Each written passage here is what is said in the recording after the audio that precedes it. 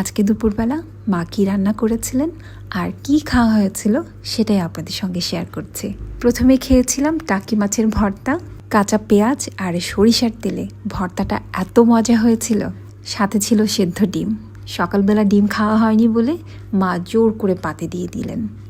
আর এরপরে খেলাম বরবটি দিয়ে আলু ভাজা। তবে এই ভাজাটা না ভাতের থেকে আমার রুটি দিয়ে খেতে বেশি ভালো লাগে। আর এরপরে ছিল লাল শাক ভাজি। ভাতের সঙ্গে লাল শাক যখন মাখা হয় তখন যে লাল লাল কালারটা হয় না, আমার এত ভালো লাগে। আর এরপরে খেলাম দেশি মুরগি ভুনা। মাঝে মধ্যে আমাদের বাসায় ছোট মুরগি রান্না করা হয়। ছোট মুরগি বলতে 3 থেকে 4 মাস বয়সের। আমার মা এরকম বাচ্চা মুরগি খেতে খুবই পছন্দ করেন, কারণ তখন মুরগির মাংসটা অনেক বেশি সফট হয়, নরম হয়, খেতে অনেক জুসি হয় বলতে গেলে। দেখা গেছে আমাদের বাসায় মাসে 2-3 বার তো এমন মুরগি রান্না করাই হয়, কারণ মার অনেক পছন্দ, সাথে সাথে আমাদেরও। আজকেও রান্না করেছিলেন। আর এই মুরগি ভুনার সঙ্গে কাঁচামরিচ ডলে খেতে কী যে মজা লাগছিল।